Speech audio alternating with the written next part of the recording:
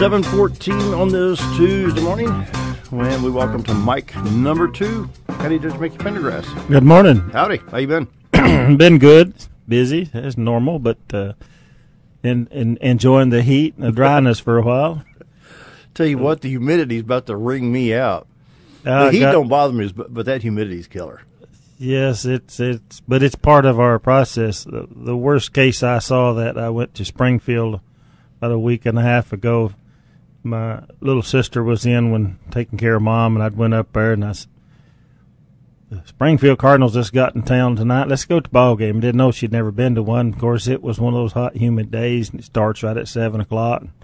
She's from Wyoming. You know, there's no humidity out there. So I get us great seats right down on the front row, right between the batter's box and the screen, and she's about to melt. This humidity in Springfield is killing her. Yeah.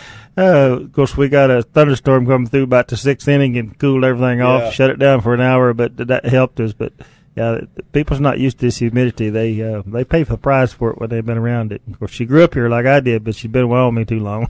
You get used to that dry, and it's hard to come back. Yeah, it was really hurting her, but we're dealing with it. We just keep an eye on everybody that's out and working, to be careful and to be sure to not overexert yourself in this heat, because it's easy to do, and I know I've done it a couple of times or got close doing my weekend chores, so be careful out there. You bet. So what's going on in Baxter County these days? Well, just the normal run of business. It's been pretty calm lately, other than the Johnson grass growing along the roadsides. It's you could mow it. You could mow it last week, and it'd be back up there where it's already blocking the view. And everybody that's in the business of trying to clear right-of-ways is behind. You're behind when you get started, but everybody's working hard and trying to get that. We even added a machine this year to try to do a little better, and then we got this wet year. I saw the news reports at the end of July that it was supposedly the 4th wettest July on record, so it was a tremendous wet, and the lakes show that. And of course, the rivers are showing that now because they're trying to get the dams down on the lake levels. We in the White River system has been really high. Down at Cotter Springs over the weekend, and they were pumping some water down the White River. Well, when you had Beaver Lake and Table Rock both got within 1 foot of top of flood pool, and of course Bull Shoals got within 3 foot in that 3-lake system right up the White River, and they're trying to dump the water. I checked the levels yesterday, and they have pulled them down 1 foot to 2 foot, depending on which lake you look at. And of course we have the leaking gate in Norfolk, which they're trying to pull it down to get it before they can put the seals or get that repair done, so they can put the seals back in that gate. But the water temperatures are in the low 80s to mid 80s right now on surface water. So the lakes are real warm when you got a high water and it's spread out like this, and you got the high sun that we've been having the past few weeks. But it's like somebody I talked to that went to the lake recently on the weekend, maybe last weekend, said we jumped in the truck and unloaded the boat, put the boat out in the water, jumped in the water and stayed in the water, and we jumped in the boat and run back home getting it cool because it's so hot on the deck of the boat, but the water is pretty warm too. So, but it's been a good tourist year. The business seems to be up in town. A lot of people coming and going. It's exciting to see what's happening around town. How has the lake levels affected tourism, you think? It doesn't seem to. You'd think it would have, because they have so many campground spots that are underneath water and flooded. So they're making other provisions for it. We seem to be doing pretty good on the tourism. So the numbers indicate that we're above normal, maybe. I know we were out. Where'd I go? Was I out at Robinson? No, I went out to Cranfield. You can't even see the road going in. No, it's under. And Norfolk was, as far as percentage of flood stage being full, Norfolk was in better shape than any of the other lakes. It wasn't near as full as Bull Shoals or Table Rock or Beaver for that concern, but there's a lot of water up there. Well, explain, you know this pretty well. For people that don't know, explain the stair step of the lakes. Was it Table Rock, Taneycomo? How's it stepped down? Well, Beaver is the first. Okay, Beaver's the first. Yeah, it's on the upper end of the White River. I need to look at the map what you're talking about. Yeah, the Beaver Lake is on the upper end where the White River comes back out of the Boston Mountains and comes around northwest Arkansas.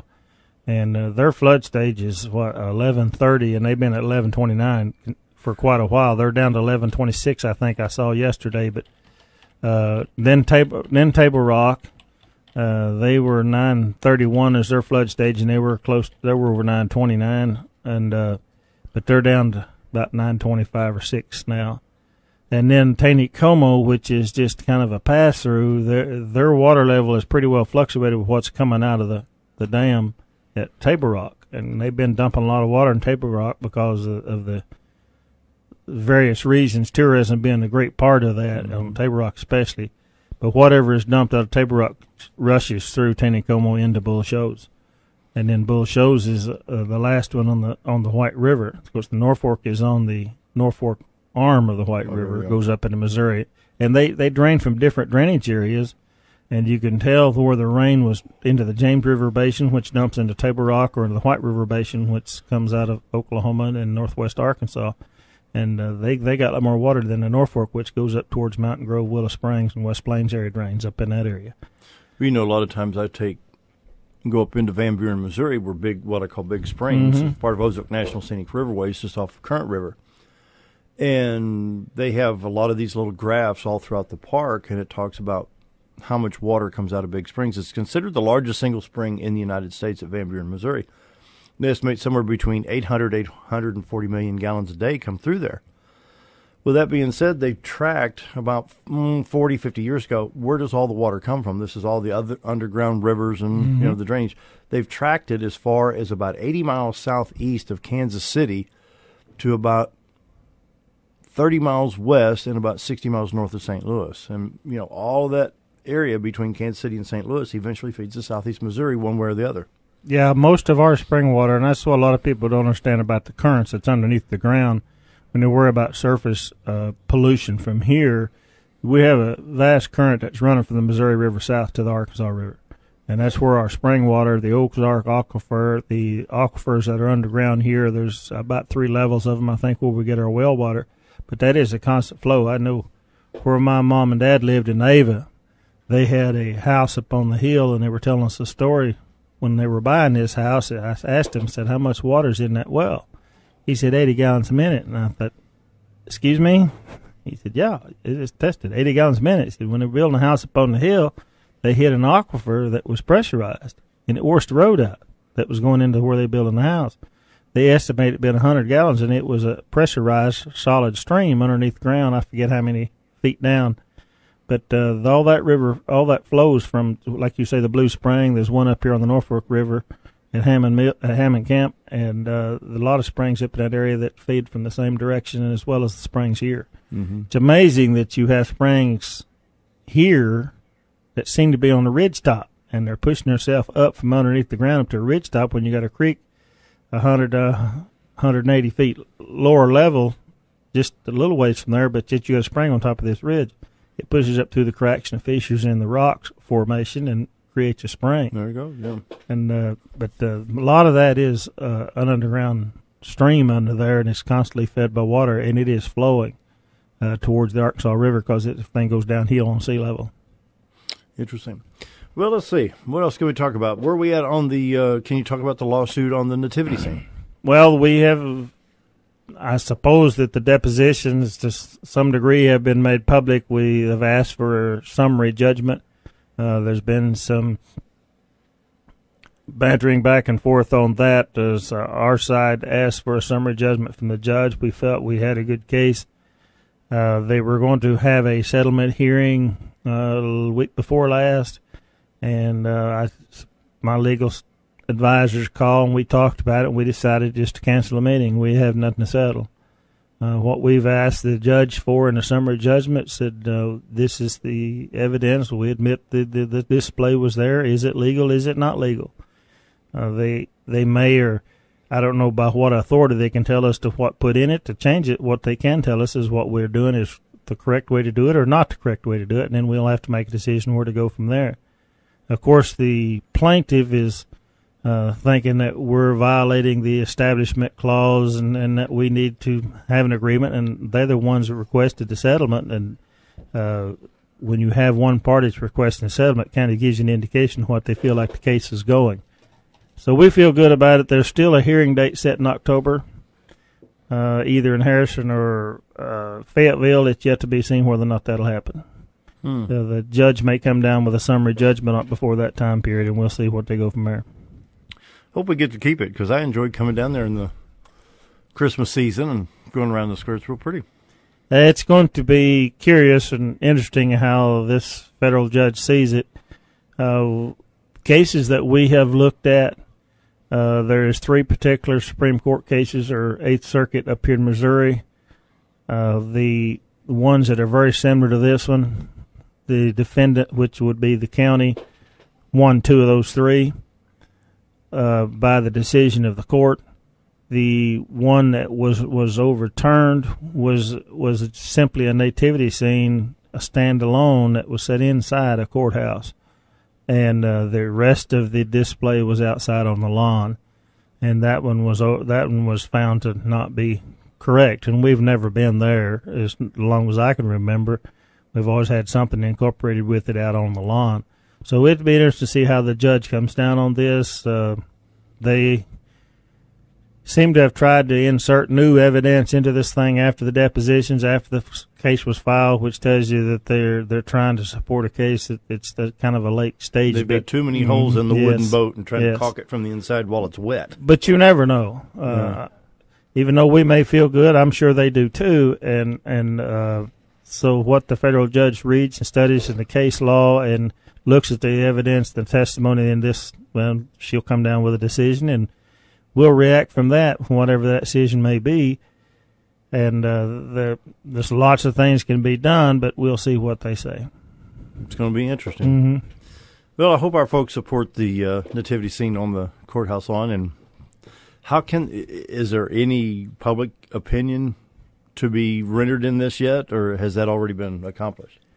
Well, I have asked, if we have the hearing in October, is it going to be a public hearing? And I was kind of treated like, this is a weird question, why do you ask? And I said, because if we have the public sentiment that I'm hearing, and I get constant requests, still do, when's the date going to be? Where is it going to be? Where's the trial? We want to be there.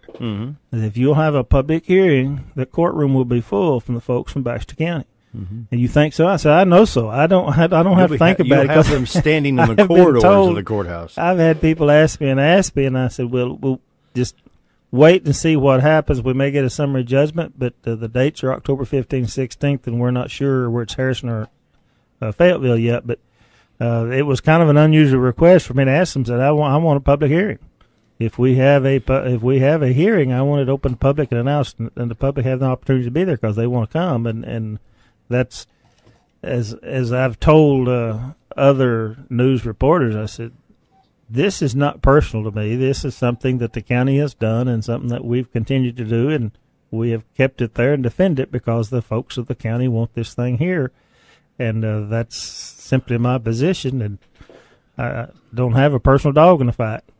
Well, the will of the people, let's look at that real quick. We've got a minute and a half before we go to the news break, but Arkansas voters and even California voters voted marriage between one man, one woman. And look what the Supreme Court did with gay marriage. Yeah, there's a lot of federal and Supreme Court cases, even district or appeals court cases that leave you scratching your head on where they saw this in the Constitution, how they come down with that. And it's, I don't know where to. We need some constitutional government installed and somebody that'll have the backbone to stand up and act in laws that can fight back. I think that Congress and an appropriate constitutional thinking president can do that.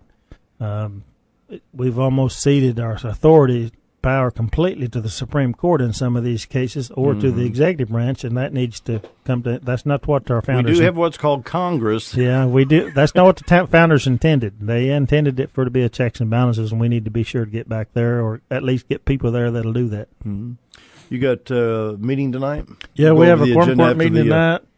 Yeah, it's what time? Almost done. It's 6 o'clock. 6 o'clock tonight. Courtroom and Baxter County Courthouse at 6. We got 10 items on the agenda. We'll run through those right after the. We can do that. All right. It's time for the news. Visit with Baxter County Judge Mickey Pendergrass. We will be right back. 7:35 on a Tuesday morning. We're continuing our discussion with Baxter County Judge Mickey Pendergrass, and you've got 10 items on the agenda for tonight's quorum court? Yes, we've got 8 ordinances and 2 resolutions.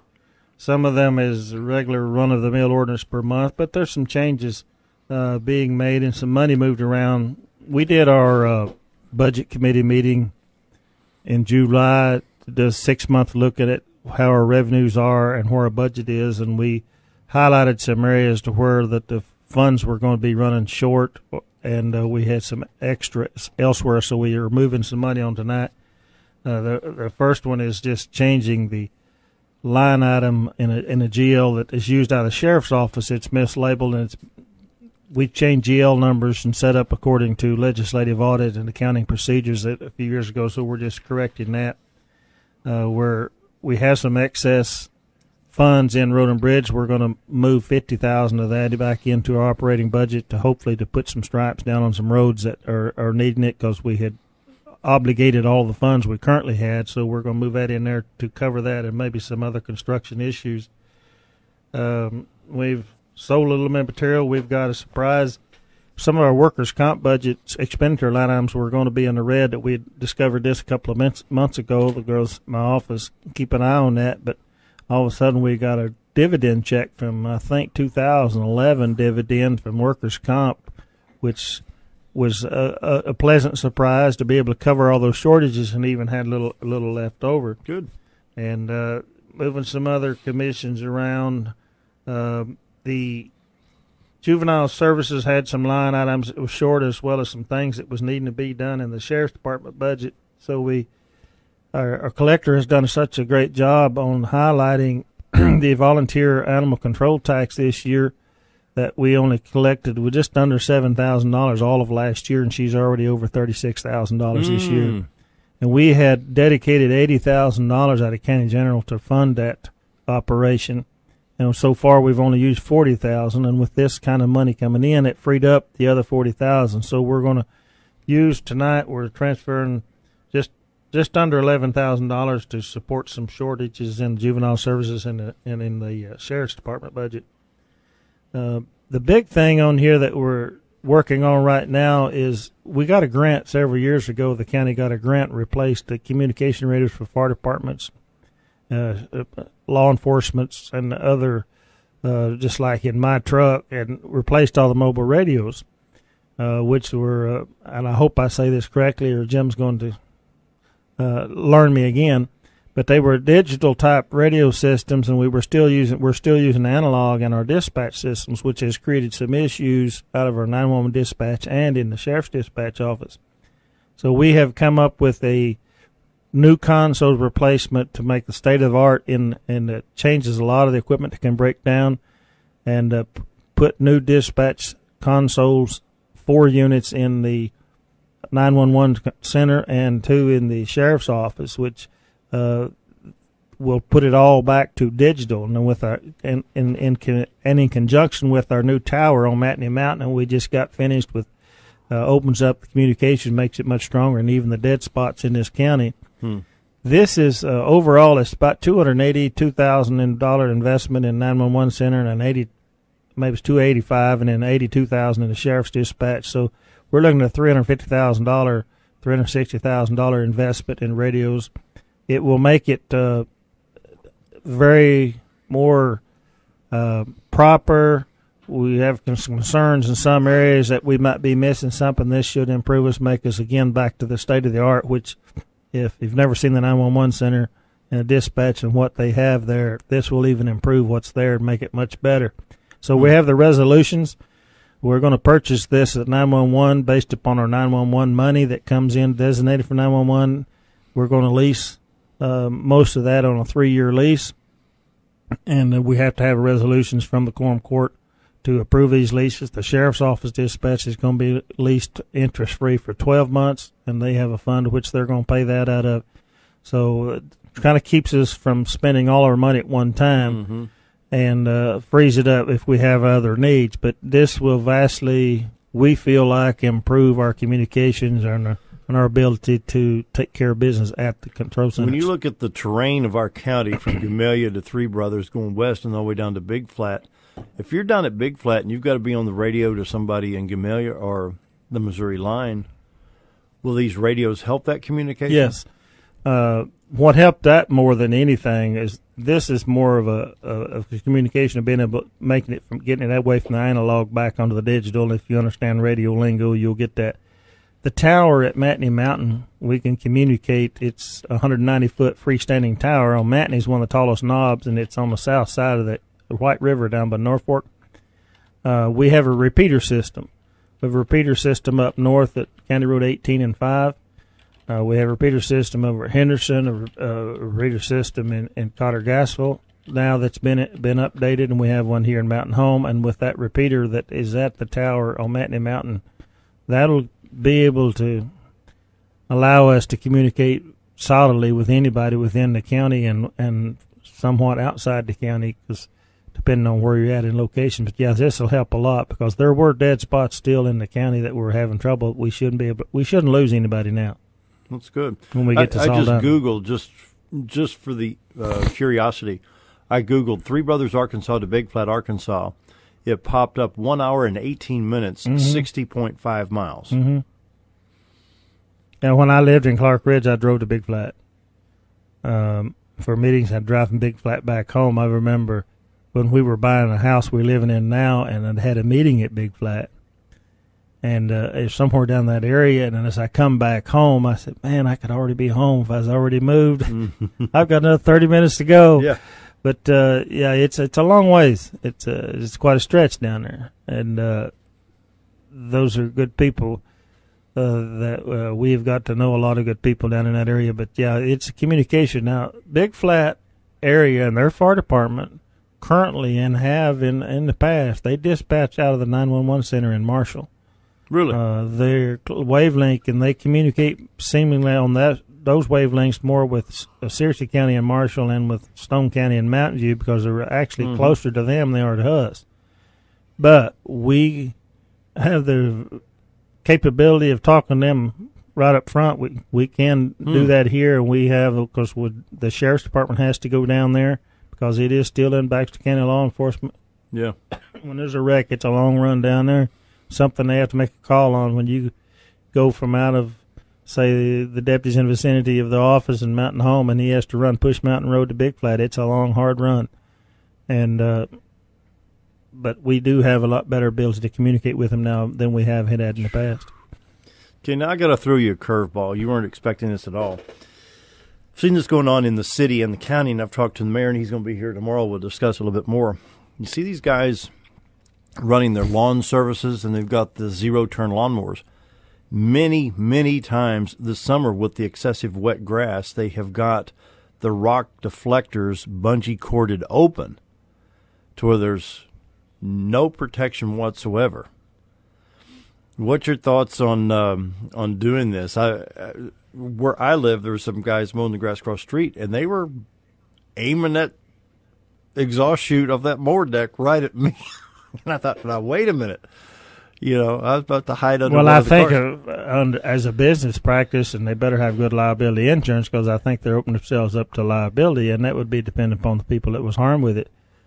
I think it illustrates or highlights an issue that we have, not just in that business, but in a lot of our lives.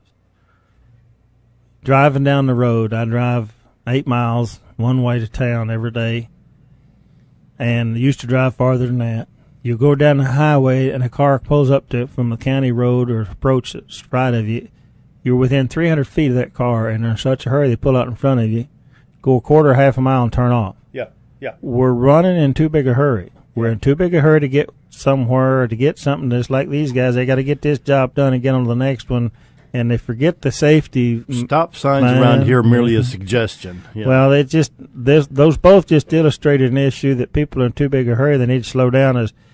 And I forget an old friend of mine I used to work with. He told me one time, said, you need to slow down and stop and smell the roses. And all I would say to him is, you're a good one to be talking, because he was worse than me. But we're in too big a hurry. The older I get, the better the more I see, we need to slow down a little bit and not take so many chances. People act like if you're driving the speed limit, they're riding your bumper, and they're in a hurry because, well, they left late. Mm-hmm. They're going to be late to work if you don't get out of the way. Well, you should have left earlier. Mm-hmm. You need to plan for that. We need to slow down a little bit, but we're a society that just has to bust it. And this mowing business, where you mow that up, they don't have to stop and clean that mower deck out, and it does wad up in there. That happened to all of us. Or let alone with all the wet grass, have to rake up all the stuff that's clumped up. And I've had more of that this year than I have in years. It sometimes will take somebody getting hurt or something getting hurt to get their attention, and that's sad. But now, the city has an ordinance, if I understand it correctly, and I'll clear this with the mayor tomorrow, that you cannot blow the grass in the streets because once it rains, it washes into the drainage, stops up the drainage system. So, we don't have that in the county, and we don't have those problems. We don't have gutters and drainage. We have ditches, and the only thing we get stopped up is culverts and these deluges we've been getting, and we've had some of that. But no, we don't have any ordinances to control such things. And let's go ahead and take this break. We're visiting Baxter County Judge Mickey Pendergrass. More with the judge right after this. Be right back. 7:49 on this Tuesday morning. Finishing up the program with County Judge. Now, time keeps flying by, and we're just having fun this summer, but it does seem like it's on a fast track here lately. We've had so much going on. I was wanting to do some camping this summer, and haven't got the tent out yet, and it just seemed like this year we went from snow and ice to rain, and from rain to high humidity. I must be experiencing the dog days of the summer finally because it just got the doldrums. I think I need a vacation. I've had some of the employees say, you need to go take a vacation. I ain't got time. But what's funny, though, is people say, well, now it's fall because school starts. Well, just because school starts doesn't mean it's fall. We've got another month and a half of summer, Yeah, it's out there. There's still a lot to do, and we'll be taking some trips. We go to the Arkansas Association of Counties Conference starting tomorrow through noon Friday, and hear the governor and do some work sessions and affiliate with our people. And then in September we have another judges conference. So we travel enough anyway to give all that. So it's been busy, but somehow or another I'm gonna work something days off in there somewhere. You got to take a break. Well, when you have the situation, with the dad's health and him passing away in March, and taking care of mom and her health and conditions, and dealing with those issues and the jobs, and the wife's go to business, and she's had some health issues the last month or two, and so we just gone look up, and the summer's almost gone, and you still haven't done anything. And we'd been the last 2 years we'd done something with the family during the summer, but this year it's come and gone, and here we still are. We ain't even got. I did go see that one ball game with my sister, but she keeps telling me we need to go to St. Louis watch a ball game. When you gonna take off and go? We'll have to check to see when they're home. We got to do that, but we all need to do that. And but it is difficult with the bustle and hustle of life these days. It really is. But we need to do that. But we're busy. Keep watching for those constructions. We got constructions we're 3 months behind or so because of all the rain, but we are still working on roads, and everybody be patient with us, as well as the cities and the state also working on roads. So be careful and watch out for the guys, and know that it's progress. Sometimes you have to pay for it, slow you down, but we're getting there. We're gonna get a lot done. Well, let's see, what else, what have we not covered this morning?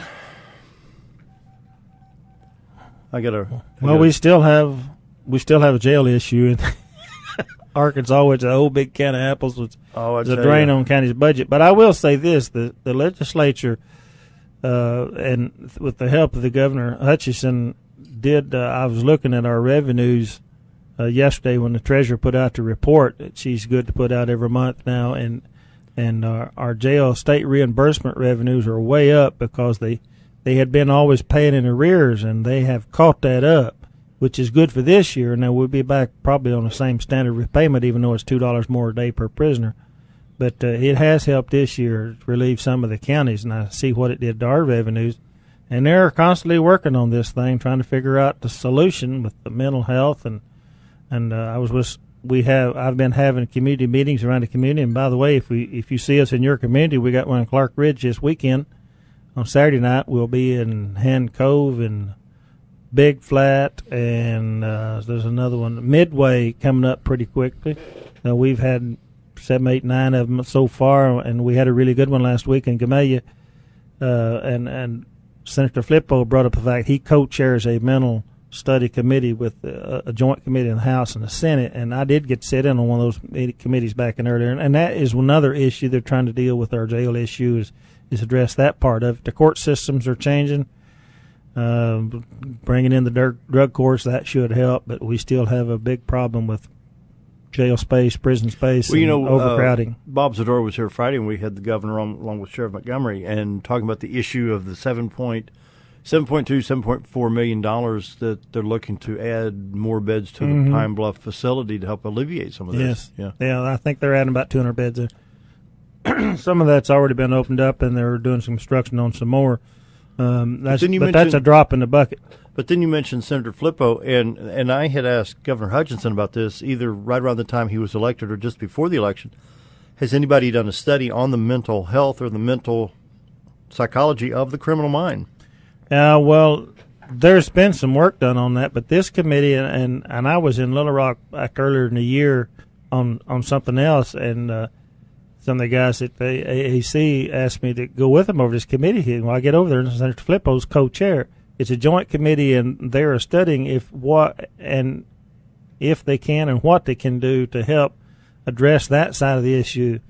That's been a kind of almost an untouchable deal since they started doing away with mental hospitals and the way it used to be when we were kids. If you were declared insane, you went to the insane asylum, and that was the end of the story. Well, they don't do that anymore, and so there's got to be other ways to do that, and that's what they're looking at. And I think that'll be just one avenue they're trying to help us relieve that, because I always stated that insanity is never should be plea of innocence for a criminal, because you got to be insane to kill somebody. That's right. I mean, that's.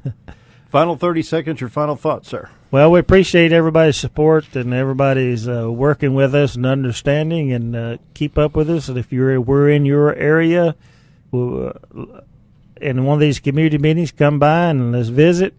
And if you've got questions, we don't have a set agenda. We do present some stuff. The people that can come with me that's been there, we allow them to talk. We can ask all of us questions or make complaints. We just make it a plainer session if you want to. But we enjoy visiting with the folks, because come see us. That wraps it up. We appreciate our County Judge Mickey Pendergrass for being with us today, and I hope you have a wonderful day. That brings us up to the Hannity Daily Update, and as I always say, other good things. We'll see you tomorrow. Have a great day, everybody.